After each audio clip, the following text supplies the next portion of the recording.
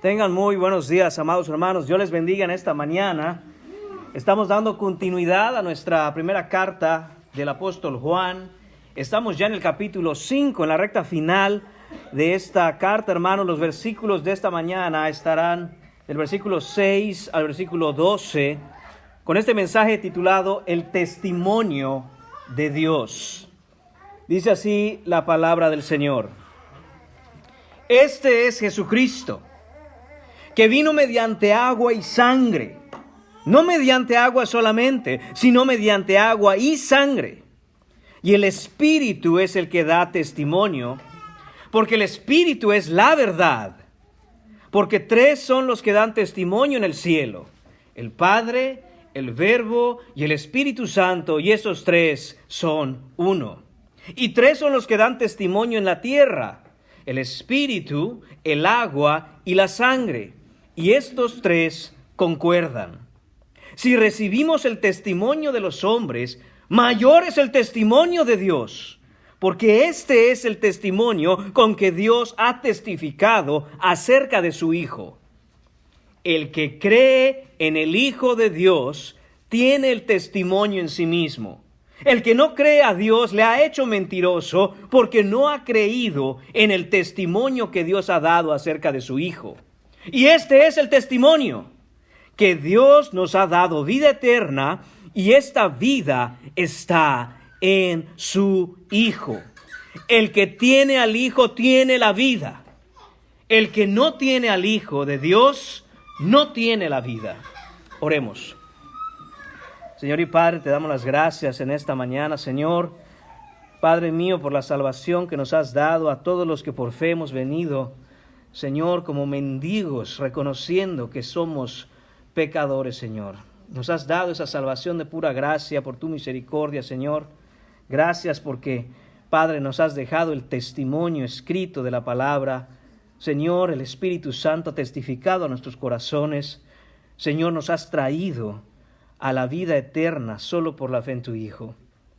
Señor, te pedimos de la misma manera en que, Señor Padre, nos salvaste a nosotros, des vida eterna a todos aquellos que escuchan este mensaje, pero que no han venido por la fe a recibir de pura gracia, Señor, la vida eterna que tú ofreces. Señor mío, que el testimonio de la Escritura, Señor Padre, brille delante de sus ojos. Dales ojos para ver, oídos para oír, Señor, y que tu Espíritu Santo testifique a sus corazones, convenciéndolos de pecado, de justicia y de juicio. Gracias, Señor, por este hermoso testimonio que nos has dejado, que es, Señor Padre, innegable. Gracias, Señor, que tu nombre sea exaltado, que la persona y obra de tu Hijo Jesucristo, Señor, sean exaltados en esta mañana. Padre, te lo pedimos en el nombre de Jesús. Amén. Pueden tomar asiento, amados hermanos.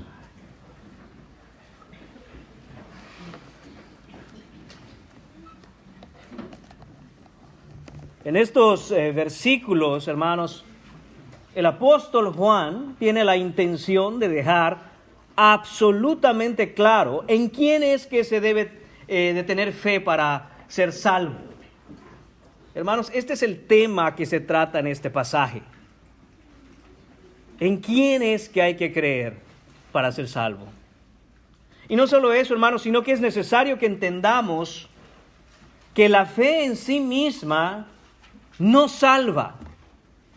No es el tener fe lo que salva. Es Jesucristo quien salva por medio de la fe. Efesios capítulo 2, versículo 8 nos dice que por gracia somos salvos, por medio de la fe. Y el versículo 9 nos dice que esto no de vosotros, pues es don de Dios, para que nadie se gloríe. Muchos que tienen fe, muchos que dicen yo tengo fe y tengo mucha fe, acabarán en condenación. Y no debería sorprendernos esto, deberíamos entender por qué es que esto es así.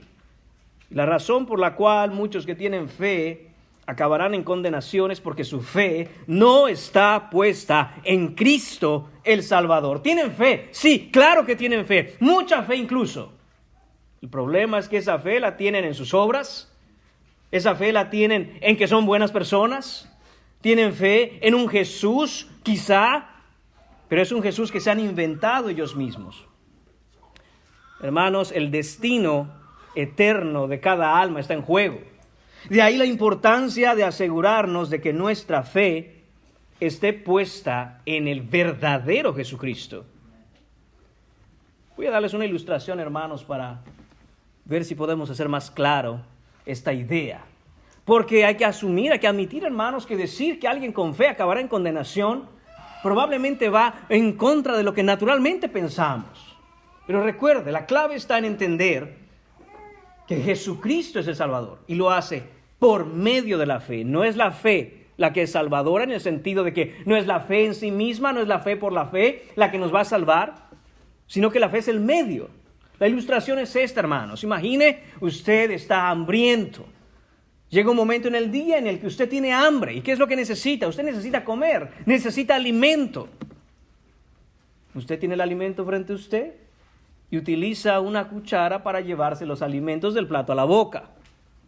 Que usted tenga la cuchara en la mano no le quita el hambre. Lo que le quita el hambre es el alimento que está en el plato. Ese alimento llega hasta su boca por medio de la cuchara.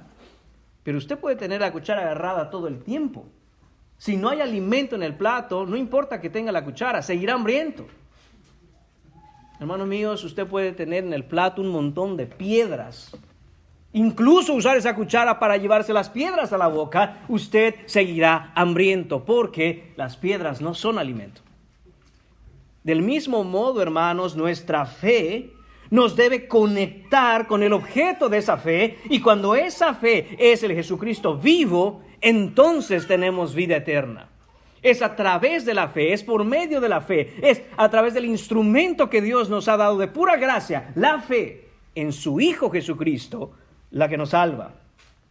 Jesucristo es el Rey de gloria. Y si nuestra fe no está puesta en ese Jesucristo vivo, si no está puesta en el Hijo de Dios, en la segunda persona de la Trinidad, aquel que encarnó, que murió, que se levantó de los muertos al tercer día, que ascendió al cielo, que está sentado a la diestra del Padre y que volverá victorioso, si no es este Jesucristo, de nada sirve tener mucha fe, porque solo el Jesucristo bíblico salva. ¿Tener fe? Sí, hermanos, por supuesto, pero la pregunta es, ¿tener fe en qué? O mejor dicho, ¿tener fe en quién? Solo en Jesucristo, hermanos. Otro Jesús no puede salvar porque no existe otro. Otro Jesús es una invención de la mente humana. Otro Jesús es un cuento. Otro Jesús es una fábula, una ficción, una fantasía. Otro Jesús, hermanos, es un mito inexistente. Esas ilusiones, esas leyendas no han salvado nunca una sola alma, ni jamás podrán salvarla, porque el Jesús ficticio en el que algunos confían es inexistente. Por eso la vida de muchos que supuestamente han venido a la fe en Cristo, la vida de muchos que supuestamente vinieron a Cristo, no fue transformada. Muchos al pasar el tiempo abandonaron la fe. Muchos se fueron de la iglesia, muchos abandonaron a Cristo, hermanos míos, porque pusieron su fe en un Cristo que no existe, en un Cristo que no tiene poder para transformar, que no tiene poder para salvar. Pero es imposible que alguien tenga un verdadero encuentro con el verdadero Cristo y que su vida no cambie verdaderamente. Eso es imposible, hermanos. Todo aquel que ha tenido un verdadero encuentro con el verdadero Cristo verdaderamente ha sido transformado. Y es innegable. Debemos tener fe en el verdadero Cristo, o de lo contrario estaremos verdaderamente perdidos. Ahora, ¿cómo saber quién es el verdadero Cristo entonces? Si esto es de vital importancia, y lo es, ¿cómo saber quién es el verdadero Cristo? ¿Cómo saber que estamos poniendo nuestra fe en el Mesías real y no en un invento, no en una idea? Hermanos, solo existe una manera: por el testimonio de Dios mismo. De ahí el título de nuestro mensaje, el testimonio de Dios. Dios nos ha dejado testimonio de quién es Jesucristo. Este pasaje, hermanos, sirve como un grito de guerra para que todo creyente ancle su fe profundamente en el Jesús bíblico, y en el testimonio histórico que ha dejado Dios el Padre por la obra del Espíritu Santo acerca de su Hijo. Juan tiene la intención, hermanos, de mostrarnos que es solo por el testimonio de Dios que podemos conocer quién es Jesús realmente. Todo este pasaje tiene que ver con testimonio. La palabra testimonio o testificar aparece 10 veces en estos versículos. ¿Se dio cuenta usted de eso cuando lo leímos? Más de una vez por versículo, y cada una de esas veces que vemos la palabra testimonio en este pasaje, se refiere al testimonio de Dios, es decir, la afirmación o declaración autorizada en la que se expresa la verdad de un hecho o un acontecimiento, presentando las debidas evidencias que lo prueban. Les voy a leer eso de nuevo, hermanos, porque es la definición de lo que es testimonio. Es la afirmación o declaración autorizada. Me encanta esa palabra, porque quiere decir que alguien en autoridad ha declarado eso. No es cualquiera que lo dijo, es alguien en autoridad. Obviamente en este caso es Dios. Y dice, en la que se expresa la verdad de un hecho o un acontecimiento, presentando las debidas evidencias que lo prueban. A veces, hermanos míos, usamos esa palabra testimonio para hablar de cómo vivimos la vida cristiana y que debemos dar testimonio de que somos cristianos, debemos tener buen testimonio. Amén, la Biblia es lo que nos dice. Nos dice que debemos andar y debemos dar buen testimonio de nuestro Salvador. ¿Pero qué significa eso, hermanos? Que con nuestra vida presentamos al mundo las pruebas de que Jesús es poderoso para transformar un pecador. Que tiene poder para transformar una vida que estaba perdida a una vida ahora que honra al Señor en todo lo que hace. Hermanos, en palabras sencillas, en la Escritura encontramos lo que Dios ha dicho acerca de su Hijo Jesucristo y tiene las pruebas que lo garantizan. Dios no es hombre para que mienta, ni hijo de hombre para que se arrepienta. Él lo ha dicho y no lo hará. Él habló y no lo cumplirá. Eso nos dice Números capítulo 23, versículo 19. Sea Dios veraz y todo hombre mentiroso, nos dice Romanos capítulo 3, versículo 4. La pregunta que flota permanentemente en el aire, hermanos, en tanto vamos esta mañana por nuestro pasaje, es esta: ¿creeremos el testimonio de Dios o lo rechazaremos? De esto depende tener al Hijo o no tenerlo.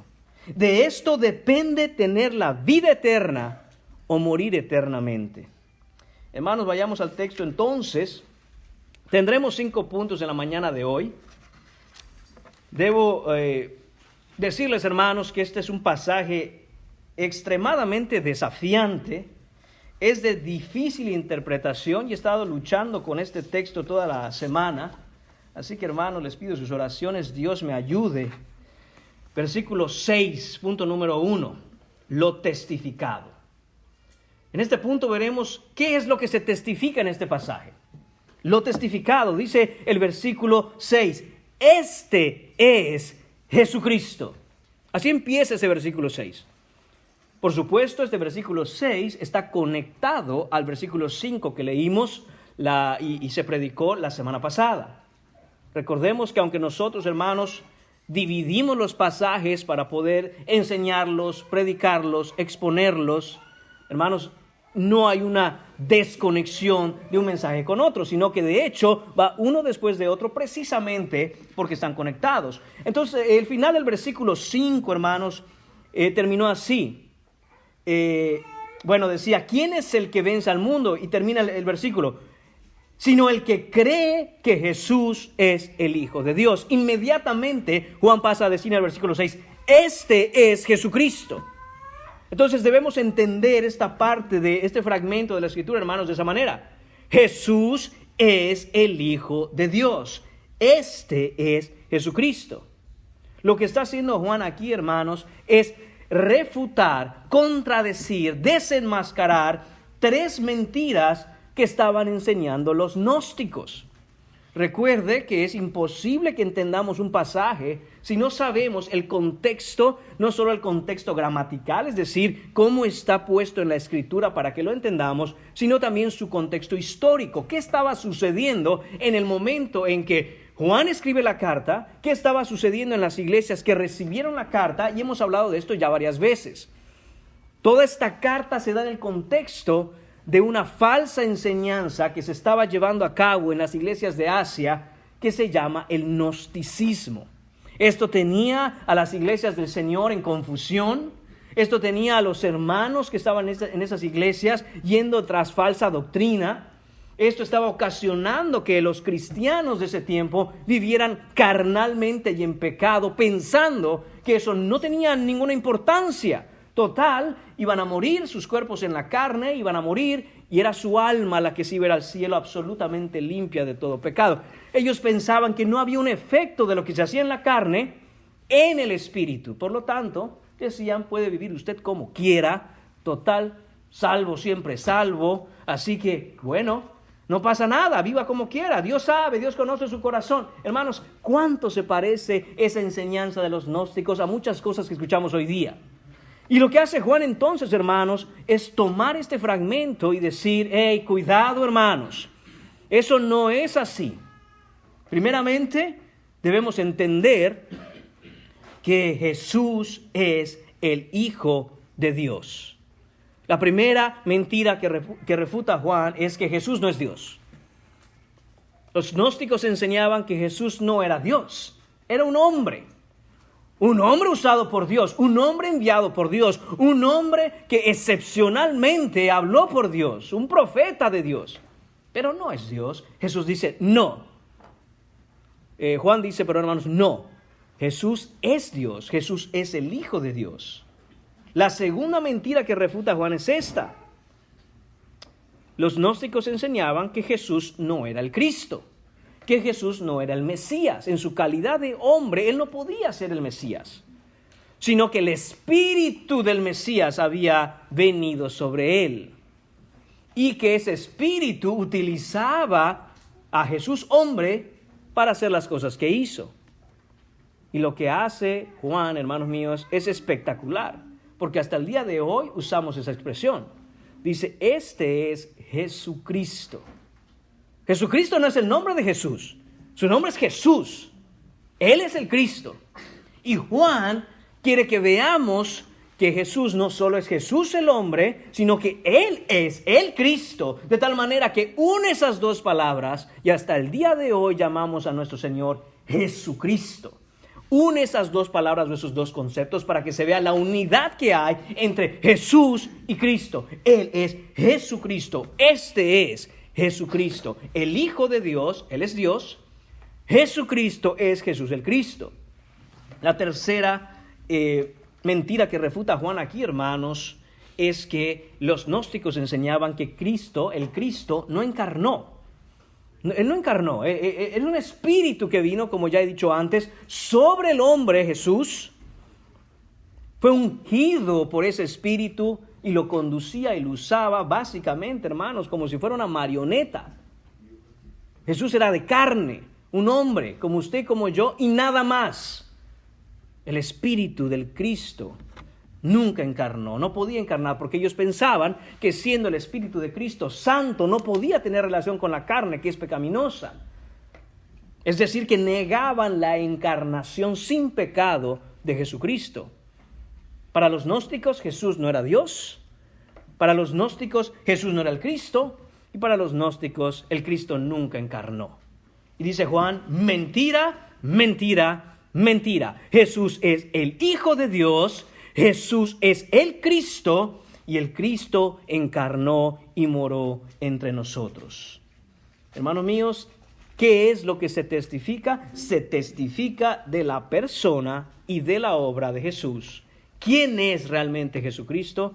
¿Y qué es a lo que vino a hacer? ¿Cuál es la obra de Jesucristo? Persona y obra son lo que se testifica en estas cortas y breves palabras que vemos final del versículo 5 y empieza el versículo 6. De nuevo, hermanos míos, Jesús es el Hijo de Dios, este es Jesús el Cristo. Hermanos, ¿cuál es la aplicación de lo que se testifica en estos versículos para nosotros hoy? Hermanos, cuidado, porque la enseñanza de los gnósticos continúa entre nosotros. Tal vez no se identifica a sí misma como una enseñanza gnóstica, pero continúa entre nosotros. Usted escuchará muchas veces de denominaciones pseudo-cristianas en donde dice, nosotros creemos en Jesús, nosotros seguimos a Jesús, a Jesús, el Señor, mi Salvador, Dios encarnado. No, queremos en Jesús, pero no creemos que Él es Dios. Entonces no crees en Jesús. Es una mentira, es un Cristo inventado. Si Jesús no es Dios, no es el Jesús de la Escritura. Y no, por lo tanto, crees en Jesucristo. Otros dicen, no, nosotros sí creemos en Jesús. Claro que sí. Creemos que Jesús es el Señor, el Salvador, Dios encarnado. Claro que lo creemos. Gloria a Dios, creo que eres mi hermano. Gloria a Dios, porque el Padre manda al Hijo y el Hijo hace la obra de salvación por el Espíritu Santo. Esa redención es aplicada a nuestro corazón. Y entonces algunos empiezan, no, espérame. Creemos en Jesús y creemos que Jesús es Dios, solo no creemos que hay una Trinidad, solo hay un solo Dios y ese es Jesús. Entonces no crees en Jesús. Jesús es la segunda persona de la Trinidad, tenemos un Dios trino. Y si no se cree en el Jesús trino, en el Jesús que es la segunda persona de la Trinidad, entonces quisiera que alguien me explique qué es lo que sucedió en el día de su bautismo, cuando el Espíritu Santo descendió en forma de paloma y se escuchó una voz desde el cielo que decía, este es mi Hijo amado en quien tengo complacencia. Hermanos, para nosotros darle la vuelta a estos versículos y torcerlos de tal manera que es una obra directa y exclusivamente de Satanás, uno tiene que emplear una clase de locuras impensables. Que Jesús estaba ahí, pero que al mismo tiempo Él se manifestó como una paloma, y al mismo tiempo el mismo Jesús estaba hablando, pero era la manifestación en forma de Padre. Hermanos míos, una locura que hasta el día de hoy se tiene. Entonces, lo que Juan testifica es, nada de eso es verdad. La verdad es esta, que Jesús es el Hijo de Dios, y como Hijo de Dios es Dios mismo encarnado, la segunda persona de la Trinidad. Él es el Cristo que encarnó para venir a salvarnos. Punto número 2 en esta mañana, los testigos. Vamos a ver quiénes son los testigos que testifican. Es decir, esto es lo testificado. ¿Quién testifica esto? Segunda parte del versículo 6 y hasta el versículo 8. Antes de entrar a los testigos, hermanos, tengo que hacer una aclaración con respecto al versículo 7 y parte del versículo 8. Y es esta. Esta sección, hermanos, voy a leerla y les voy a señalar dónde va a estar la aclaración. Dice el versículo 6, que este es Jesucristo, que vino mediante agua y sangre, no mediante agua solamente, sino mediante agua y sangre, y el Espíritu es el que da testimonio, porque el Espíritu es la verdad. Porque 3 son los que dan testimonio, y aquí empieza la aclaración, hermanos. El texto en Reina Valera 60, que muy probablemente todos ustedes tienen, algunos tendrán la Biblia de las Américas o Nueva Biblia de las Américas, básicamente dice lo mismo. Dice en el cielo, dice que 3 son los que dan testimonio en el cielo. El Padre, el Verbo y el Espíritu Santo, y estos 3 son uno. Inicio del versículo 8, y 3 son los que dan testimonio en la tierra. Y concluye y dice el versículo 8, el Espíritu, el agua y la sangre, estos 3 concuerdan. Hermanos, hay un problema aquí con respecto a el códice que se utilizó para traducir al español Reina Valera, que es el mismo que se utilizó para la Biblia de las Américas y Nueva Biblia de las Américas, porque esto que leemos en el versículo 7, en el cielo, el Padre, el Verbo y el Espíritu Santo, y estos 3 son uno, y parte del versículo 8, y 3 son los que dan testimonio en la tierra, no están en los manuscritos originales en griego. En otras palabras, hermanos, esto fue agregado a nuestras Biblias en español. Y quiero hacer esa aclaración. Nosotros sabemos, creemos, predicamos que la palabra de Dios, hermanos míos, no contiene errores, es infalible, hermanos míos, es toda autoritativa, es inerrante y lo es. Ahora, la traducción que nosotros tenemos al español fue hecha por hombres y esos hombres no eran inspirados por Dios.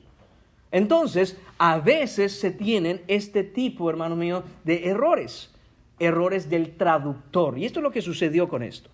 ¿Cómo ocurrió? Esta sección de la Escritura se le conoce en teología como la coma juanina o la coma de Juan.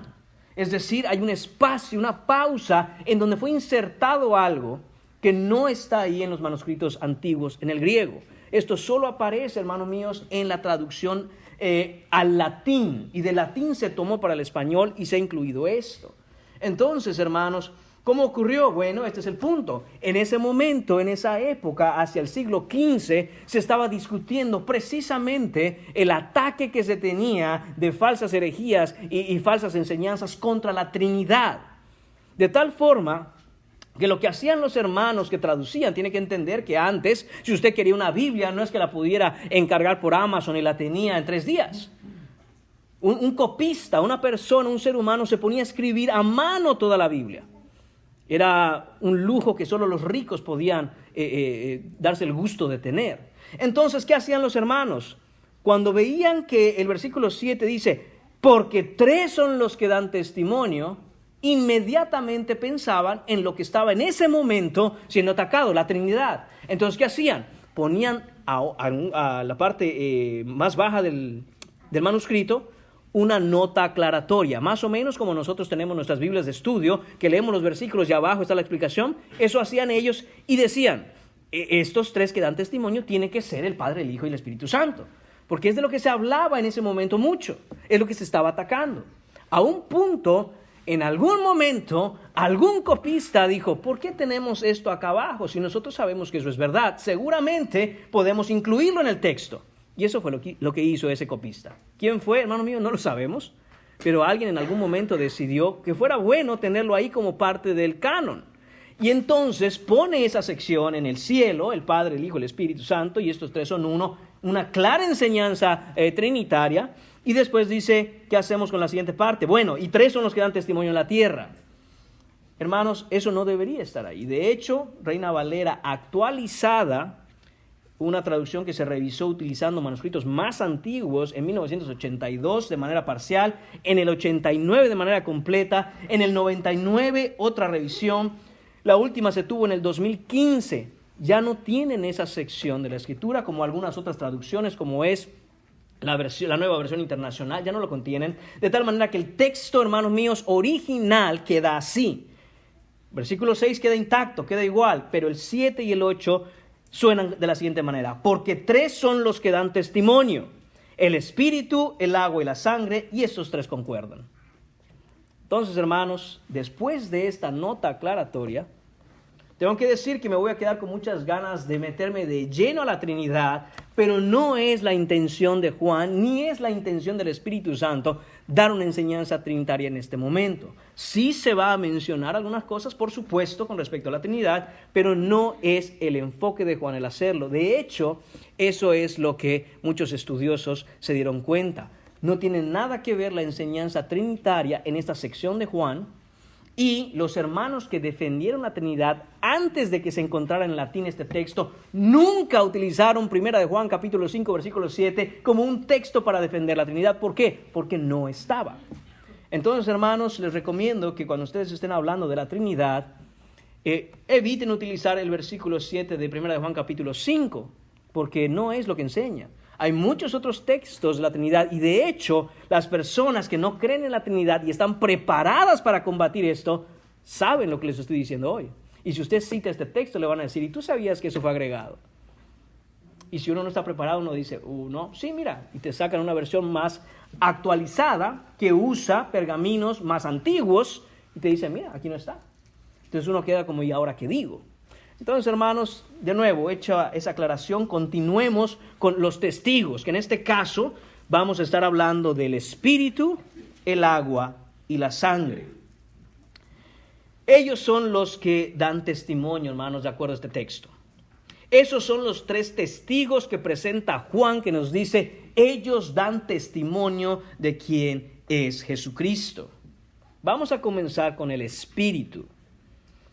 Dice el texto, vino mediante agua y sangre. Ahorita estaremos en esa parte. No mediante agua solamente, sino mediante agua y sangre. Y dice el versículo 6, y el Espíritu es el que da testimonio, porque el Espíritu es la verdad. Este, hermanos míos, es el Espíritu Santo, por supuesto, está con E mayúscula, es la tercera persona de la Trinidad. Recordemos que la enseñanza bíblica respecto a esto es que Dios es un Dios trino, es decir, son tres personas, un solo Dios. Dios el Padre, Dios el Hijo, Dios Espíritu Santo. No son tres dioses, no somos politeístas, no predicamos tres diferentes dioses, sino un solo Dios, pero no es una persona, la deidad son tres personas. Hermanos, esto va más allá de lo que nuestra mente finita puede entender. Ningún ejemplo puede capturar la esencia de la Trinidad. Por lo tanto, hermanos, lo que nosotros debemos hacer como cristianos es apegarnos a la Escritura cada que veamos algún pasaje en donde se nos hable de Espíritu Santo como Dios, Jesucristo como Dios, el Padre como Dios, decimos amén, y sin embargo tenemos un solo Dios. Un día, cuando estemos en gloria, hermanos, nuestros cuerpos glorificados, nuestras mentes glorificadas, entenderemos esto. El Espíritu Santo, hermanos, es una persona. Eso es lo que tenemos que entender aquí. El Espíritu Santo es una persona. El Espíritu Santo no es una fuerza, no es un poder, no es una manifestación, no es una energía. El Espíritu Santo es una persona. El Espíritu Santo tiene voluntad como una persona. Por ejemplo, en 1 Corintios capítulo 12, versículo 11 dice: todas estas cosas las hace uno y el mismo Espíritu, en mayúscula, Espíritu Santo, repartiendo a cada uno, hablando de dones, repartiendo a cada uno en particular como Él quiere. Como Él quiere. Él tiene la voluntad de hacer cosas y las hace porque Él es Dios. Quisiera enfatizar algo importante aquí también para nuestros días. El texto dice como Él quiere. Es masculino. Tenemos un Dios masculino, hermanos. Espero que no haya usted tenido la desagradable experiencia de escuchar a alguien refiriéndose a nuestro Dios trino como ella. Ya está sucediendo, hermanos. Es masculino. Es una persona y esa persona es masculina. El Espíritu Santo hace las cosas como Él quiere. El Espíritu Santo piensa, tiene inteligencia como una persona, porque es una persona. 1 Corintios capítulo 2, versículo 10 dice: el Espíritu todo lo escudriña. Esto significa, todo lo examina a gran profundidad. Eso es lo que significa. Y esto es lo que hace el Espíritu Santo. Examina todo.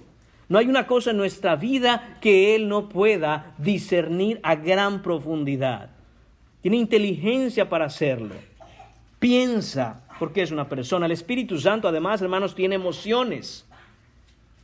Efesios capítulo 4, versículo 30 dice, con respecto a que no debemos pecar, dice: no contristéis al Espíritu Santo de Dios, con el cual fuisteis sellados para el día de la redención. Esa palabra contristar significa entristecer.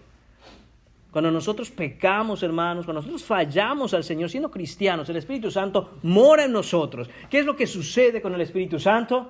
Se entristece. Hermanos, y como el Espíritu Santo está ahora en comunión, nosotros estamos en perfecta comunión con Él. Cuando pecamos, cuando el cristiano peca, si el Espíritu Santo se contrista, si el Espíritu Santo se entristece, nosotros también. Esto va más allá de nosotros decidir estar tristes por el pecado. Pecamos y hay algo en nosotros que no sigue igual. Hay algo en nosotros que cambia. Hay algo en nosotros que nos roba la energía, la vitalidad, el ánimo de hacer las cosas, porque hay una tristeza y un pesar dentro de nosotros que solo puede ser removido o quitado cuando, como nos dice Juan, vamos y confesamos nuestros pecados, y entonces Él es fiel y justo para perdonarnos nuestros pecados y limpiarnos de toda maldad. Vemos, hermanos míos, en el registro de la palabra de Dios que el Espíritu Santo, como persona que es, enseña, guía, recuerda, convence, alienta, cuida a los creyentes, intercede por los hijos de Dios. Dios Espíritu es la persona de la Trinidad que nos apunta a Cristo, que nos lleva al Salvador y que nos da vida. Todo eso es por la obra del Espíritu Santo. Y el texto de esta mañana nos dice que Él nos da testimonio. Él es el que presenta eso a nuestro corazón, presenta la verdad revelada de Dios a nuestra vida. No solo nos dice la verdad, porque Juan dice aquí, el Espíritu es la verdad. No solo es la verdad, hermanos míos, en el sentido que nos la dice, no solo nos habla con la verdad, no solo nos dejó la verdad en las páginas de la Escritura, sino que dice Juan, porque el Espíritu Santo es la verdad. Hermanos míos, Él es la verdad de la misma naturaleza de Jesús, quien nos dijo, yo soy el camino y la verdad. Además, hermanos míos, Jeremías capítulo 10 nos dice, mas Jehová Dios es la verdad, el Dios vivo y Rey eterno. ¿Se da cuenta cómo, hermano mío? Padre, Dios Padre, Él es la verdad. Dios Hijo dice, yo soy la verdad. Y Juan nos dice, el Espíritu Santo es la verdad. ¿Por qué? Porque son de la misma naturaleza. No hay diferencia en cuanto a su naturaleza, hay una diferencia en cuanto a persona, hay una diferencia en cuanto a función, pero no una diferencia en cuanto a quién es, en cuanto de qué está conformado Dios mismo. El Espíritu Santo es la verdad. Lo que significa, hermanos míos, es que la verdad es trinitaria. La verdad es divina, la verdad es absoluta, la verdad es objetiva, la verdad es, hermanos míos, inmutable, la verdad es, hermanos míos, poderosa, la verdad, hermanos míos, es única. Cuando decimos que la verdad es divina, hermanos, hay que entender que nada en este mundo puede producir verdad. No se origina en nuestro mundo, no se origina en la mente de los hombres, no se origina en la faz de este planeta. La verdad vino al mundo, se origina en la mente de Dios. Todo lo que es verdad y todo lo que se ajusta a la verdad es lo que Dios ha dicho que es verdad. Y nos dice Juan, el Espíritu es la verdad. Todo lo que el Espíritu diga, todo lo que haya inspirado en la Escritura, todo eso es la verdad. Todo lo demás que no se apegue a la verdad de la Escritura es mentira. ¿Qué es la salvación? Lo que Dios dice que la salvación es en la Escritura. ¿Qué es la fe? Lo que Dios dice que la fe es por la Escritura. ¿Qué es el pecado? Lo que Dios dice que es pecado. Eso es pecado. No se trata, hermanos míos, de lo que diga una cultura. No se trata, hermanos míos, de lo que se diga en determinada época. No se trata de lo que una sociedad afirme que es verdad. La verdad es inmutable. La misma verdad que fue hablada, hermanos míos, a los antiguos profetas de Dios, la misma verdad que fue hablada a Adán y Eva en el huerto del Edén, es exactamente la misma verdad que la iglesia a la que se debe aferrar hoy. Exactamente la misma verdad. No ha cambiado nada, porque la verdad no cambia, es inmutable. Además, hermanos míos, la verdad es absoluta. Lo que quiere decir que es la autoridad máxima y última. Nada está sobre la verdad. Y el Espíritu Santo es la verdad. Esa verdad, ese Espíritu Santo, es el que da testimonio de Jesucristo. Hermanos míos, es decir, el que nos dice la verdad de quién es Jesús. ¿Y cómo nos dice el Espíritu Santo la verdad acerca de Jesús? Hermanos míos, por la Escritura. Hay que entender que cuando escribe Juan esta carta, estamos alrededor del año 90 después de Cristo. Juan es ya anciano, muy anciano, y es el último apóstol que queda. Todos los demás apóstoles están con el Señor ya en ese momento. Y Juan dice que deben creer al Espíritu, porque el Espíritu es la verdad. ¿Y qué les está diciendo Juan? Tienen que creer en lo que se ha dejado escrito de manera inspirada por los hombres que Dios utilizó para hacerlo, los apóstoles. De hecho, si usted recuerda, ya pasamos por este pasaje.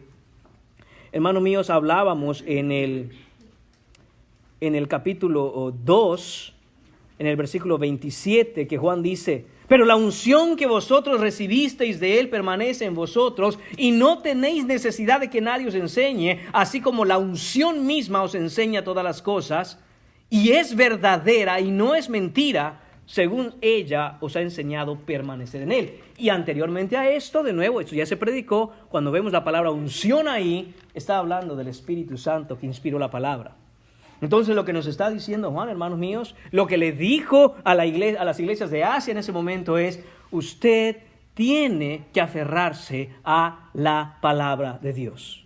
La verdad está en la palabra revelada. Ahí está la verdad, hermanos míos, la verdad acerca de quién es Jesucristo y la verdad acerca de cualquier otra cosa no se encuentra por sueños, no se encuentra por señales, no lo vamos a hallar en los milagros, lo vamos a hallar, la vamos a encontrar en la Biblia. Solo en la Biblia se encuentra la verdad. A diferencia de los falsos maestros gnósticos de aquel tiempo, que hablaban de un Jesús que se habían inventado. Juan le recuerda a la iglesia que solo podemos saber la verdad acerca del Hijo por lo que el Espíritu ha testificado. El Espíritu testifica, el Espíritu da testimonio, el Espíritu presenta las pruebas indubitables de que Jesucristo es el Hijo de Dios, de que Él es el Mesías, de que Él encarnó, de que Él murió por nosotros en la cruz, de que fue sepultado y al tercer día resucitó de entre los muertos, de que ascendió y está a la diestra de Dios sentado con poder y gloria y que volverá victorioso. El Espíritu Santo es el que habla la palabra inspirada y nos la ha dejado. De hecho, el mismo Jesús dijo que esto ocurriría. En Juan capítulo 15, versículo 26 dice, pero cuando venga el Consolador, a quien yo enviaré del Padre, el Espíritu de verdad. El Espíritu de verdad. Lo mismo está diciendo Juan. Y Jesús ya había dicho esto, el Espíritu de verdad, el cual procede del Padre, ¿qué dice? Él dará testimonio acerca de mí. Lo que está haciendo Juan, hermanos míos, es solo recordarle a la iglesia. Esto es lo que Jesús nos enseñó. Que el Espíritu va a dar testimonio de Jesús. Nadie más. No es que se levantó por ahí un hombre y empieza a enseñar cosas que nadie nunca había escuchado, que es una nueva revelación, que le llegó por entendimiento de un ángel. Dice Juan, no, eso no es verdad. Y tenga por seguro usted esto, si algo es nuevo en la vida cristiana, eso es mentira. Porque todo lo que ha dejado el Señor lo ha dejado en su palabra y su palabra. El canon se cerró hace muchísimo tiempo. No hay nada nuevo que necesitemos como iglesia, sino por el contrario, lo que es necesario para la iglesia es regresar a las sendas antiguas. Ahí es donde vamos a encontrar la verdad, en ningún otro lugar. Hermanos míos, es el Espíritu Santo que testifica al corazón del incrédulo. Es el Espíritu Santo el que convence de pecado, es el que convence de justicia, es el que convence de juicio. ¿Qué significan estas cosas, hermanos? Que nos convence de que somos pecadores, de que no estamos bien con Dios, de que necesitamos un Salvador. Que la justicia que necesitamos es la justicia de alguien que es mayor que nosotros. ¿Y quién es Él? Jesucristo. Porque no hay justicia que nosotros podamos presentar delante del Padre para que Él nos diga, amén, entra al cielo. No existe eso. Nos convence de nuestra necesidad de esa justicia de Cristo. Y nos convence también del juicio. Es decir, que sin esa justicia hallada solo en Cristo, estamos camino a un juicio de condenación.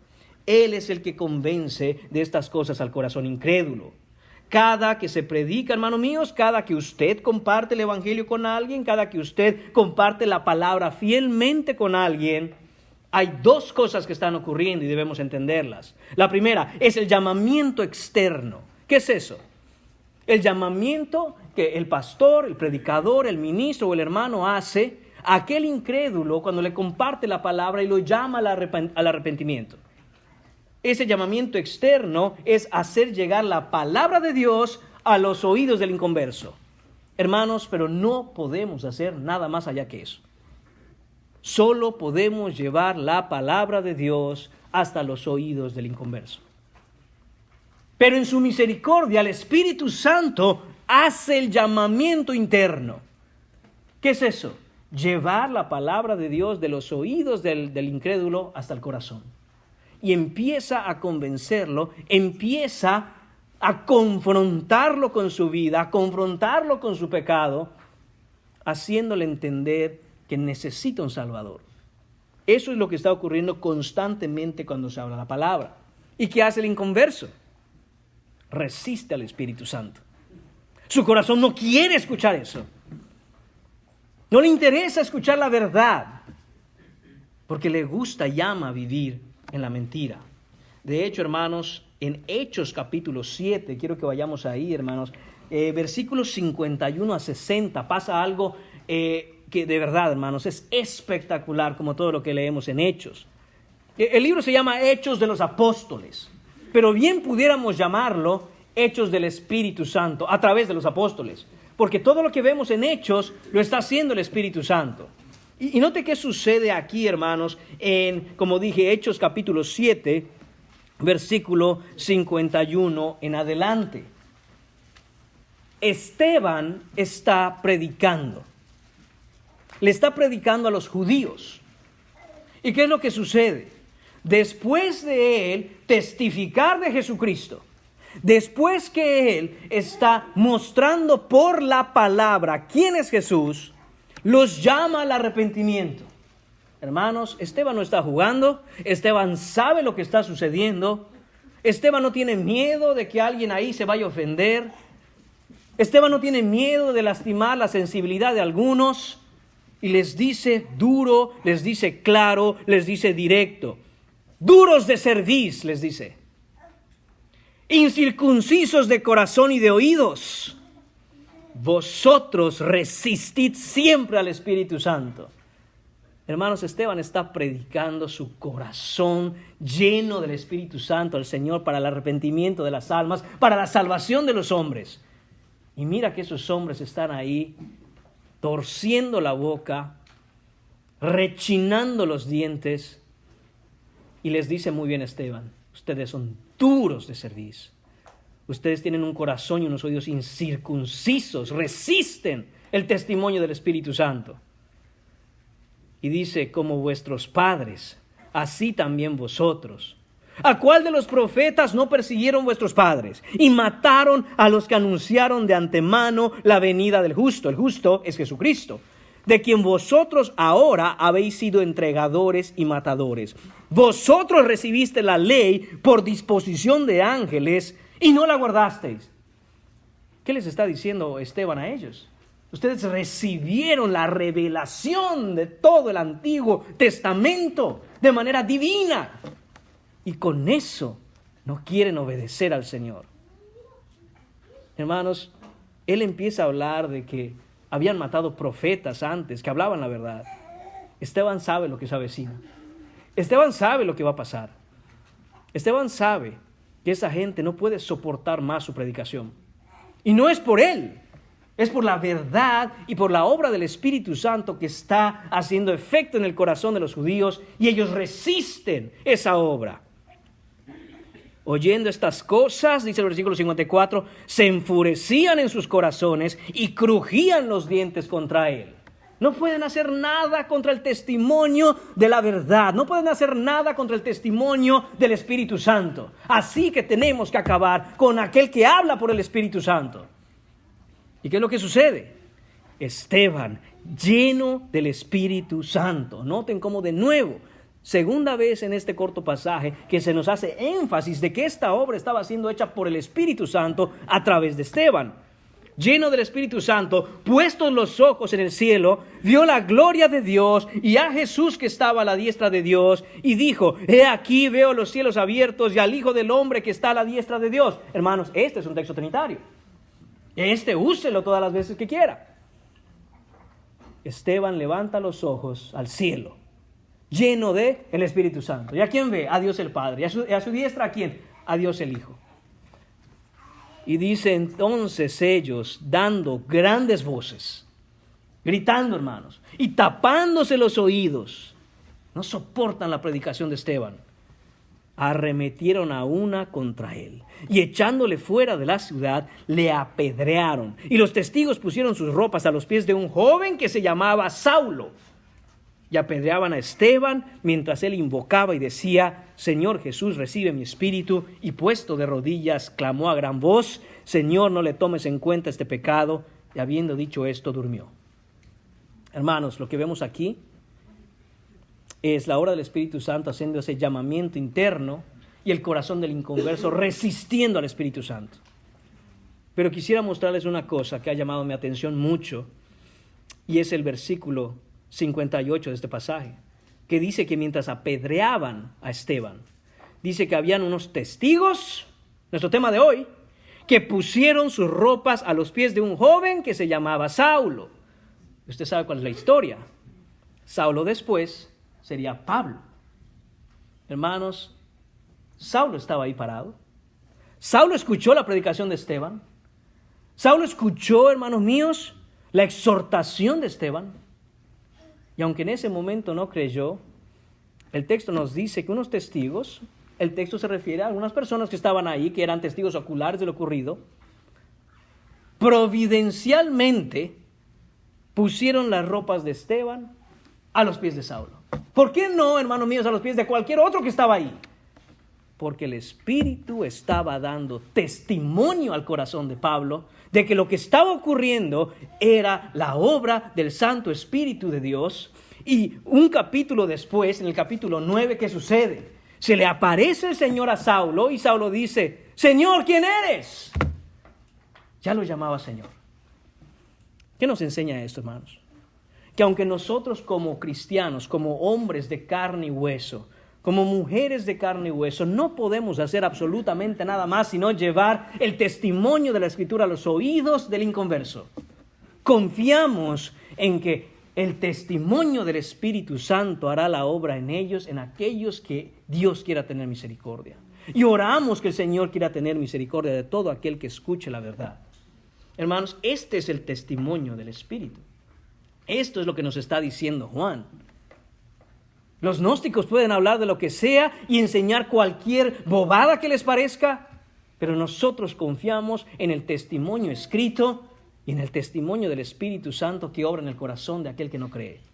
En eso es que confiamos, ahí está la verdad, esos son los que testifican.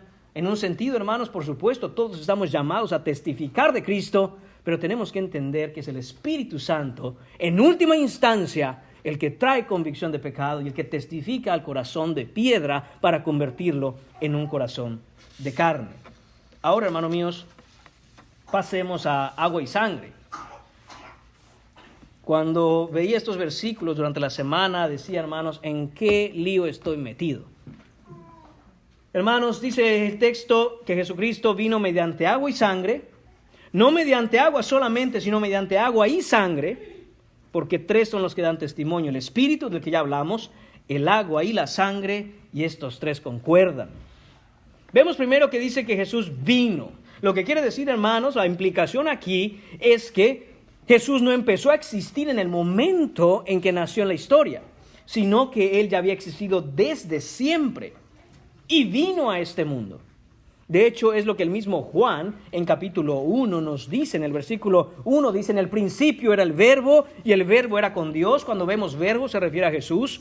Y el verbo era Dios, era en el principio con Dios. Todas las cosas por Él fueron hechas, y sin Él nada de lo que ha sido hecho fue hecho.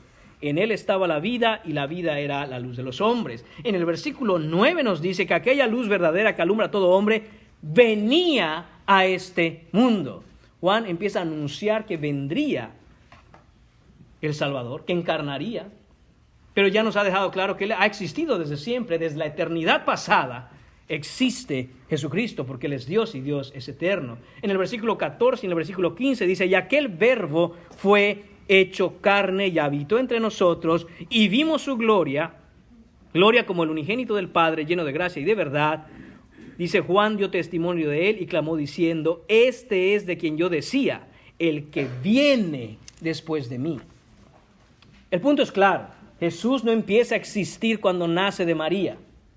Jesús ha existido desde siempre. Él vino. Él estaba en otro lugar y vino a este mundo, vino a esta tierra para salvarnos. Ahora, hermanos, ¿qué significa la expresión agua y sangre? Es bastante complicado. Este pasaje, hermanos, es considerado por Martyn Lloyd-Jones. Para los que no conozcan a Martyn Lloyd-Jones, un predicador británico, es considerado el mejor expositor de la Biblia del siglo XX. Hermanos míos, él dice que es uno de los pasajes más intrigantes del Nuevo Testamento. Hermanos, yo cuando leí eso dije, pues, ¿yo qué hago con esto? Si el mejor predicador del siglo XX dice, esto está bien intrigante, ¿qué hacemos, hermanos? Bueno, la realidad es que a lo largo de la historia de la iglesia cristiana se ha dado diferentes significados a esta expresión agua y sangre. Los teólogos de todas las épocas aún no se ponen plenamente de acuerdo en qué es lo que está diciendo Juan aquí. ¿Qué significa esto? Pero déjenme darles algunas interpretaciones, hermanos, y les voy a decir cuál es la que tengo convicción de que es la más acertada. Algunos piensan que la expresión agua y sangre se refiere a las aguas del útero materno y a la sangre de la muerte de Jesús. Jesús es verdadero hombre y como verdadero hombre como nosotros, Él nació de una mujer de carne y hueso. Esa es la postura de Ireneo, uno de los padres de la iglesia. Y hermanos, por un tiempo esa fue mi postura. ¿Por qué? Porque esa me habían dicho, esa había yo leído. Y dije, ok, amén. Si Ireneo lo dice, padre de la iglesia, pero hay otras interpretaciones. Las aguas, agua y sangre se refiere a las aguas de nuestro bautismo y la sangre que se simboliza en la cena del Señor. Esta es la postura de Martín Lutero y de Juan Calvino. Y otro dice, tremendos hombres de Dios. Y ellos piensan, las aguas son las aguas de nuestro bautismo. La sangre es la sangre simbólica cuando se tiene la cena del Señor. Hermanos, pero el problema aquí es que todo esto es simbólico y no tiene de ninguna manera relación con lo que Juan trata de probar en Primera de Juan. Así que dice uno, no lo sé, yo sé que Lutero lo dijo y que Calvino lo dijo, pero otros hermanos tienen otras posturas. Por ejemplo, Agustín de Hipona, él dice, el agua y la sangre que menciona Juan aquí son el agua y la sangre que el mismo Juan menciona en la crucifixión de Jesús, que brotó del costado de Jesús cuando fue muerto. Y yo dije, claro, si el mismo Juan lo escribió, seguramente a eso se refiere. Y también fue mi postura por un tiempo, hermanos. Pero hay algo que no había notado. Que siendo el mismo autor, Juan, ¿por qué invierte la expresión cuando uno la lee en el Evangelio de Juan y no dice agua y sangre, sino dice que brotó sangre y agua? Está hablando de una cosa y de la otra, mientras que aquí es una sola expresión, agua y sangre. Y dice uno, Agustín de Hipona, hermano, tremendo hombre de Dios, creo que no voy por allá.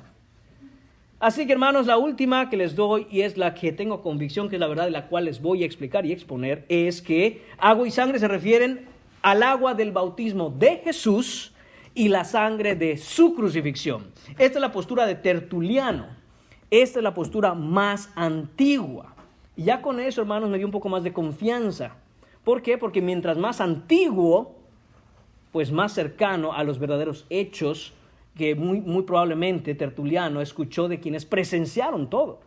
Entonces, hermanos, esta es probablemente la mejor opción. Gracias a Dios, este no es un tema que de alguna manera afecte el Evangelio. Así que usted quiere estudiar las otras y decir, hermano, yo me voy más por esta. Amén, está bien, no pasa nada. Pero les voy a exponer esta y les voy a decir por qué. Primero, como ya dije, es la más antigua. Y además, hermanos, porque parece ser la mejor argumentación que se incluye en la carta respecto al contexto del que Juan está escribiendo. El agua del bautismo, hermanos, inicia la obra del ministerio de Jesús y el derramamiento de su sangre cierra su ministerio terrenal de tal manera que abarca toda la obra de Jesucristo. ¿Quién es Jesús y qué vino a hacer? Imagínese esto, agua y sangre, como un señalador que nos marca, aquí inició el ministerio de Jesús y aquí concluyó el ministerio de Jesús. Todo eso que está ahí se encuentra testificado en la Escritura, se encuentra la persona y la obra de quien es Jesucristo. Es decir, hermanos, que Juan no solo habla de la persona, sino también de su obra. Recordemos, hermanos, que los gnósticos habían inventado un Jesús, un Mesías fantasmagórico que no había tenido relación con la carne.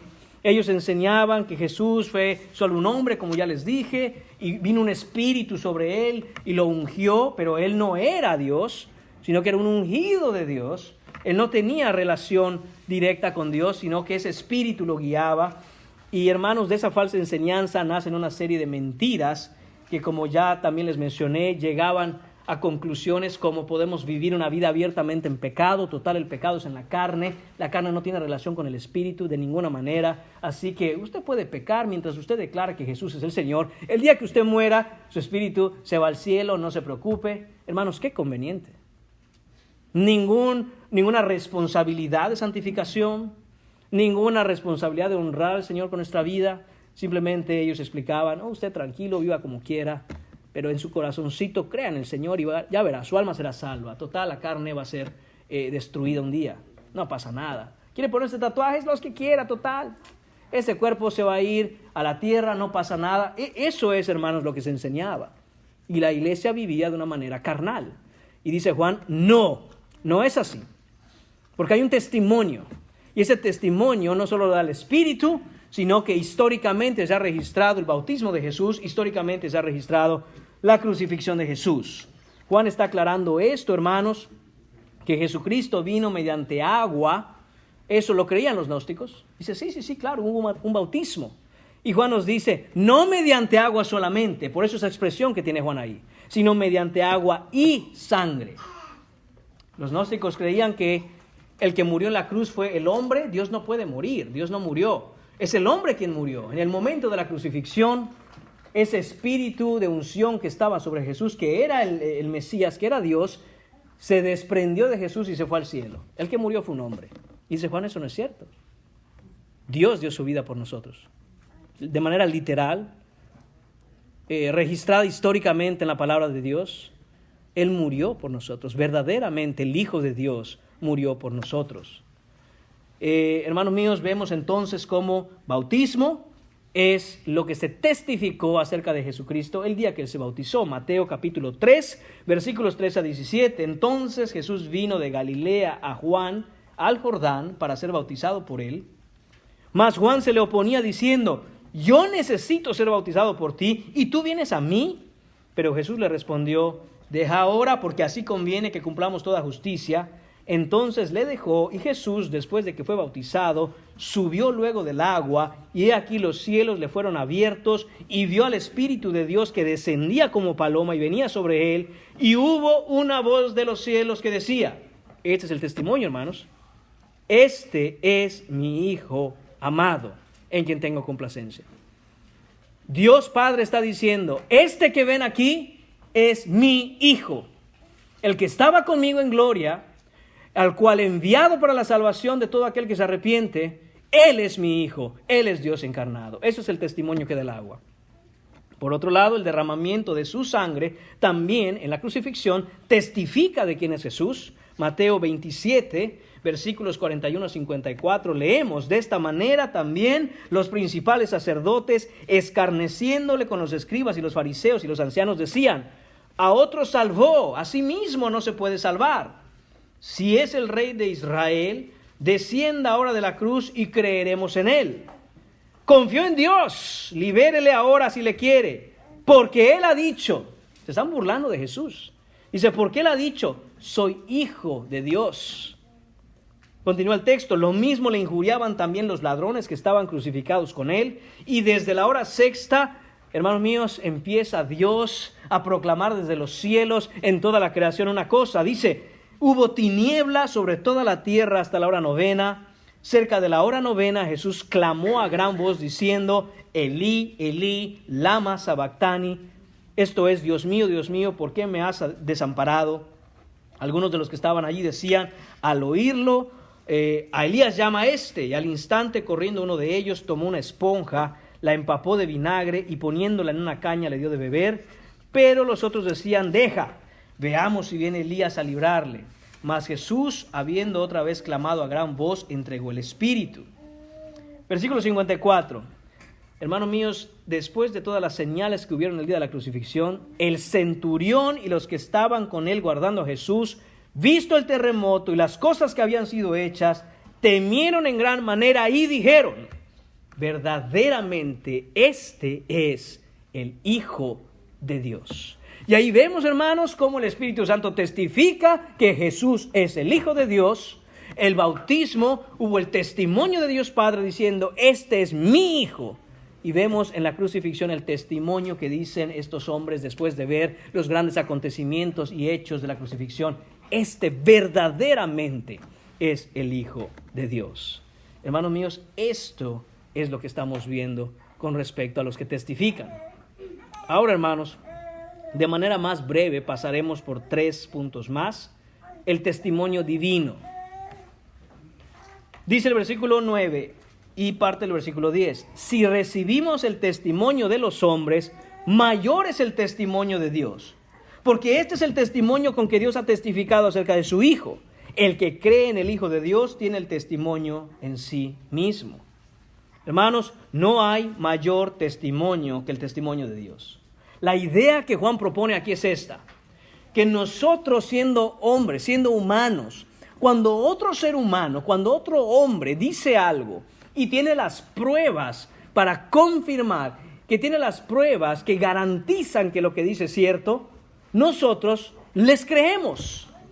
Yo le garantizo a usted, hermano, hermana, que cuando alguien dice algo, usted puede tener sus dudas, pero una vez que le presentan pruebas, usted las cree. Usted las cree. El ejemplo popular que muchas veces se da con respecto a tener fe en cosas es aquellos que han viajado en avión y ustedes se suben. ¿Usted sabe cómo funciona un avión? ¿Cómo no se cae esa cosa de toneladas en el aire? A saber, pero usted se sube y usted va muy tranquilo. ¿Y si quién le garantiza a usted que esa cosa no se va a caer? Pues a mí me dicen a mí me dieron el boleto, a mí me dicen que esa cosa vuela, yo me subo. Entonces, hermanos, eso es lo que está diciendo Juan, no lo del avión. Lo que está diciendo es, si entre hombres, entre seres humanos, cuando nos dicen, mira, esto es así, mira, está volando, ya ves, súbete, uno lo cree. ¿Cómo no ver el testimonio de la Escritura y creerle a Dios? Eso es lo que está diciendo Juan aquí. Creemos el testimonio de otros seres humanos porque nos presentan quizá una serie de evidencias, porque nos hablan con conocimiento. Hermanos míos, Juan presenta esta argumentación de menor a mayor. Entonces, ¿cómo no creer en el testimonio de Dios? El versículo 10 dice, el que cree en Jesucristo tiene ese testimonio. Tiene a Cristo, tiene al Espíritu Santo. El Espíritu Santo que viene a morar por la fe en el creyente. Romanos capítulo 8, versículo 18 nos dice que el Espíritu mismo es el que da testimonio a nuestro espíritu de que somos hijos de Dios. Entonces la pregunta es, ¿cree usted en el testimonio de Dios? ¿Cree usted en el testimonio divino que ha dejado el Padre por el Espíritu Santo acerca del Hijo? ¿Cree usted esto? ¿O usted es de esas personas que puede creer en otro hombre, en otro ser humano, falible como usted, pecador como usted, pero cuando Dios le presenta las evidencias indubitables de quién es Jesucristo y le dice, solo en Él hay salvación, solo por la fe en su nombre vas a ser salvo, te vas a morir y después de que cierres los ojos aquí, si no estás en la vida que ofrece el Hijo de Dios, vas a condenación. Pero si tienes al Hijo, tienes la vida. Y usted dice, yo le creo a las personas que me digan cosas, yo viajo en avión y creo esas cosas, aunque yo ni sé cómo vuela un avión, pero que Dios me diga por la Escritura y testifica por el Espíritu de que Jesús es el Hijo de Dios, eso yo no lo voy a creer. Hermanos, es grave, es gravísimo. De hecho, punto número 4, no creer el testimonio. Versículo 10, segunda parte, el que no cree a Dios, ¿qué dice? Le ha hecho mentiroso, porque no ha creído en el testimonio que Dios da acerca de su Hijo. Hermanos míos, no creer en Jesucristo, escúcheme muy bien, no creer en Jesucristo es gritarle a Dios en la cara, eres un mentiroso. Eso significa no creer en el Hijo. Él nos ha dejado el testimonio, ha dejado registros históricos de quién es Jesús, nos deja la perfecta relación en la Escritura en donde en un periodo de 1500 años, en 3 continentes diferentes, por más de 40 hombres que ni se conocieron unos a otros, ha inspirado la palabra y cuando la ponemos toda junta es una sola historia, un solo Salvador, un solo libro, una sola verdad. Y usted dice, tonterías, yo no voy a creer en eso. Usted lo que está haciendo, una persona que habla así, una persona que piensa así, le está gritando a Dios en la cara, eres un mentiroso. Eso no es cierto. Ese es, hermanos míos, el gran pecado. El pecado de pecados. La incredulidad del hombre hacia Dios es el mayor de los pecados y tendrá su consecuencia en el día del juicio. Todo lo que no procede de fe es pecado, nos dice Romanos capítulo 14, versículo 23. Charles Spurgeon dice, la incredulidad es atribuir a Dios la mentira. Es decirle que es un mentiroso. ¿Y qué cosa hay peor que eso? Eso estamos haciendo Digo, hermanos, los que somos cristianos no hemos hecho eso, hacíamos eso y por la misericordia de Dios hemos sido salvos y ahora le creemos a Dios en todo lo que dice. Pero todo aquel que no cree en Jesucristo, le está diciendo a Dios, no me interesa las evidencias que tengas que darme, no me interesa lo que testifiques, voy a resistir ese testimonio porque ¿sabes qué? Dios, eres un mentiroso. Eso está diciendo un hombre, una mujer, un ser humano que niega a Jesucristo. No creer a Dios, hermanos, siempre lleva a la destrucción, siempre lleva a la perdición y siempre lleva a la muerte. No hay otra opción. Juan capítulo 3, versículos 18 y 20 dicen, el que en Él, en Jesucristo, en el que en Él cree no es condenado, pero al que no cree ya ha sido condenado porque no ha creído en el nombre del unigénito Hijo de Dios. Y esta es la condenación. ¿Usted quiere saber qué es la condenación?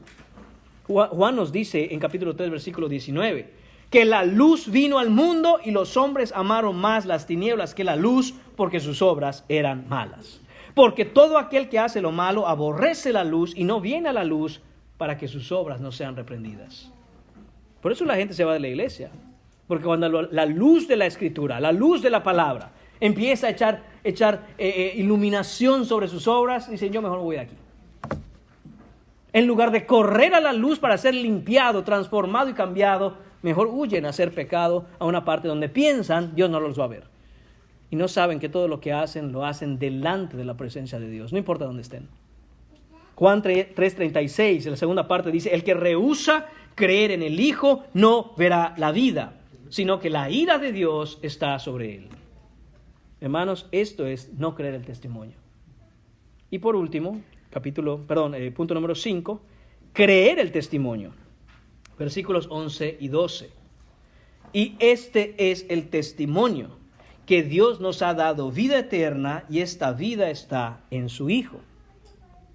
Note usted las palabras, hermanos, y más importante aún, no solo las palabras, sino la idea que comunica Juan en estos versículos. Son exactamente las mismas. La idea es prácticamente idéntica a Juan capítulo 3, versículo 16, que todos ustedes conocen. Porque de tal manera amó Dios al mundo que ha dado a su Hijo unigénito para que todo aquel que en él cree no se pierda, mas tenga vida eterna. Y la primera parte del versículo 36 de ese mismo capítulo 3 de Juan, el que cree en el Hijo tiene la vida. Hermanos, escuche usted eso. Amigo que estás aquí sentado y no has puesto tu fe en Jesús, escucha esto. El que tiene al Hijo tiene la vida. De hecho, el final de este pasaje es contundente. Versículo 12 dice, hermanos, más claro ni el agua, más directo no puede ser. El que tiene al Hijo tiene la vida. El que no tiene al Hijo de Dios no tiene la vida.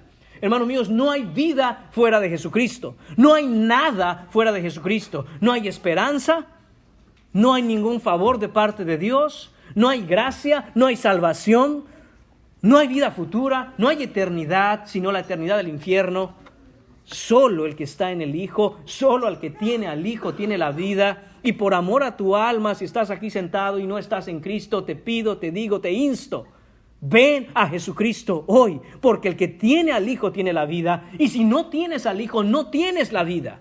Tienes vida biológica, tienes vida física, tienes signos vitales, pero eso no es vida. No conoces la verdadera vida. Lo que estás viviendo es lo mejor que vas a vivir mientras esté latiendo tu corazón. Después de eso, sin Cristo, te espera una terrible condenación. Y hermano mío, hermana mía, tú que eres cristiano, que eres cristiana, has puesto tu fe en el Señor. Crees y confías de todo corazón en Él para tu salvación. Cualquier cosa que vivas aquí en este planeta, cualquier cosa que estés pasando en esta mañana, en esta etapa de tu vida, mientras estemos en la carne, eso es lo peor que te va a ocurrir, porque cuando cierres los ojos y los abras, verás al Hijo de Dios en gloria recibiéndote con amor como el Padre que es para nosotros, porque el amor del Padre ha sido puesto en Él. Hermanos míos, esa es nuestra esperanza, que los que tenemos al Hijo, tenemos la vida. ¿Qué perdió el hombre en el jardín del Edén? La vida. Eso perdió. Eso le dijo Dios a Adán. El día que comas de ese fruto, ciertamente morirás. La vida del Hijo fue perdida en el jardín del Edén. y no siendo nosotros capaces de poder recuperarla por nuestro pecado, porque nuestro corazón está en enemistad para con Dios sin Cristo, Él ha venido, Él vino a este mundo para reconciliarnos con Dios. Hermanos, y lo hizo a través del sacrificio, lo hizo derramando su sangre, lo hizo muriendo en la cruz del Calvario, lo hizo yendo a esa cruz y no abrió su boca. Como cordero fue llevado al matadero y no abrió su boca. Sobre Él fueron puestos nuestros pecados, sobre Él la ira justa de Dios cayó. Su alma fue atravesada por todo el poder del infierno para que nosotros no tengamos que vivirlo, para que nosotros en Él tengamos vida. Eso es lo que significa, hermanos míos, y esa es la conclusión clara y lógica a la que llega Juan. Que todas las enseñanzas de un falso Cristo, que todas las enseñanzas gnósticas que son erradas, que vienen de la mente humana, hermanos míos, no salvan a nadie. Solo el testimonio de la Escritura, solo el testimonio de Dios, solo el testimonio del Espíritu, solo creer en el verdadero Jesucristo nos hace tener verdadera vida en Él. El que tiene la vida, hermanos míos, tiene al Hijo. El que tiene el Hijo tiene la vida. No puede ser de otra manera. El que no tiene al Hijo no tiene la vida eterna. Tienes al Hijo. Tienes vida eterna. ¿Cómo sabes? ¿Cómo sabes que realmente sabes que eres salvo? ¿Cómo? Tiene que ser por el testimonio de la Escritura. No puede ser es que yo siento que soy salvo. Es que yo tengo buenas intenciones de seguir a Cristo. Es que un día tuve un sueño. Ay, qué bonito fue. No, hermanos, no. La Escritura, ¿qué dice la palabra? La verdad es objetiva. Lo que quiere decir que ha sido dada al pueblo de Dios, a la humanidad en su Hijo, inspiración de Dios en la palabra, en donde podemos estudiarla, examinarla, aprenderla, practicarla. Esa es la verdad que nosotros necesitamos. Y cierro, hermanos, esta predicación con una frase más. Usted que me conoce sabe que mi predicador favorito es Charles Spurgeon. Él dice esto, y esto es para todos nosotros, es para todo aquel que no está en Cristo, es para cada ser humano de este planeta. Ningún pecador jamás ha venido a Dios por su Hijo y se fue despedido con las manos vacías. Amén, hermanos, amén y amén. Porque la palabra dice que Dios no echa fuera a un corazón contrito y humillado. Dios no echa fuera a un corazón arrepentido. Cambia tu vida. Déjame decirlo de una manera más clara. Cambia de vida. Ven a la vida eterna en Jesucristo solo por la fe. Clámale, pídele, órale, suplícale que le haga ese cambio en tu corazón y vive para la gloria de Dios en Cristo Jesús por la fe. Hermanos míos, ese es el llamado de Dios para todos nosotros. Oremos. Señor, te damos las gracias por el testimonio de tu palabra y el testimonio, Señor, del Espíritu Santo en nosotros. Gracias, Señor, porque cuando te aborrecíamos y no soportábamos, Señor, escuchar la verdad, Señor, tú nos transformaste para ahora amar escuchar la verdad. Oh, Señor, que tu pueblo se goza escuchando la verdad. Cuando también es cierto que el inconverso, Señor, aborrece escuchar la verdad. Señor, pero todos estábamos en enemistad contra ti. Y fue tu obra, tu misericordia, Señor, ese testimonio interno con el poder del Espíritu Santo que da vida, Señor. Por Él te pedimos que nadie aquí se quede de la misma manera en que llegó. Señor, transforma, cambia, da vida, Señor. Renueva, Padre, todo para la gloria de tu Hijo. Todo, Señor, para que exaltemos a aquel que es digno de recibir toda gloria, toda honra, todo honor y toda alabanza, Señor, por los siglos de los siglos. Tu amado y precioso Hijo Jesucristo, que es Dios encarnado, que es el Cristo, que es el Mesías, que es la segunda persona de la Trinidad. Señor, solo en Él tenemos salvación y relación contigo. Ten misericordia de nosotros, ten misericordia de tu iglesia, Señor, y ten la misericordia, Señor, que tuviste, Señor, en aquel tiempo por este mundo, Señor, que se está yendo, Señor, a la basura, Señor, del infierno, creyendo, Señor, y buscando, Señor, toda clase de enseñanza falsa. Señor, ten misericordia de tu pueblo. En el nombre de Jesús te lo pedimos. Amén.